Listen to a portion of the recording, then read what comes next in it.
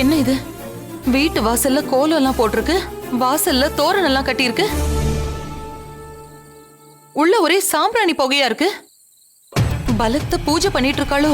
தெரியலையேக்கா. இதெல்லாம் அந்த கனகாவோட வேலைதானா? உண்மையிலே அவ அந்த காலான்னு சொல்ற மாதிரி தான் இருப்பாளா? சிச்சி, அந்த ஆள் ஏதோ உருட்டுறாரு. இவ கடப்பால மந்திரம் படிச்ச கனகாதான். சரி வாங்க, என்ன பண்றான்னு பாக்கலாம்.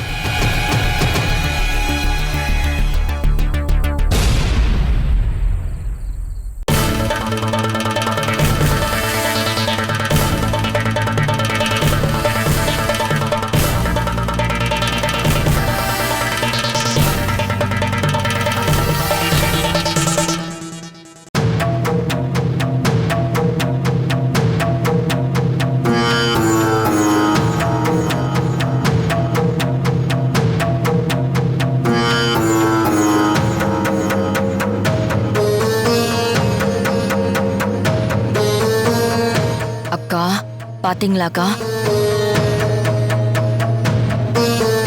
காலன் சாமி சொன்ன மாதிரி தலை நிறைய பூ வச்சிருக்கா. நமக்கு வேலை மிச்சம். ஆனா சாமிக்கு அலங்காரம் எல்லாம் பண்ணிட்டு இருக்காளே. அத்தை, இன்னைக்கு கேதார கௌரி பூஜையோட 2வது நாள்.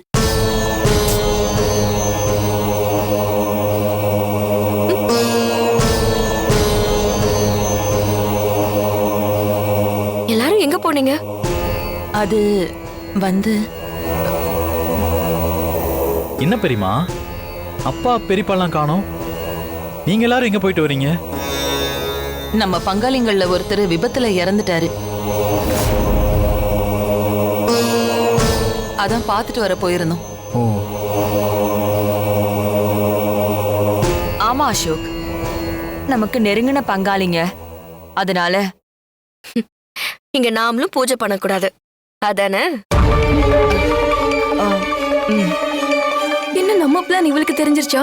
ஒரு மாதிரி நக்கலா கேக்குறா. ஆமா துர்கா, இன்னைக்கு ஒரு நாளாவது பூஜை ரூம சாத்தி வைக்கணும்.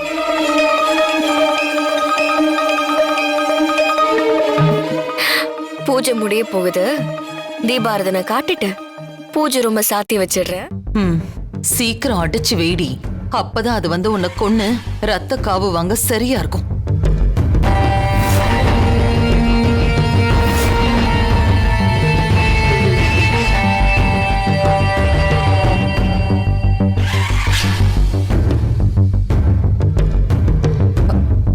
காவேரி, நாம போய் குளிச்சுட்டு வரலாம்.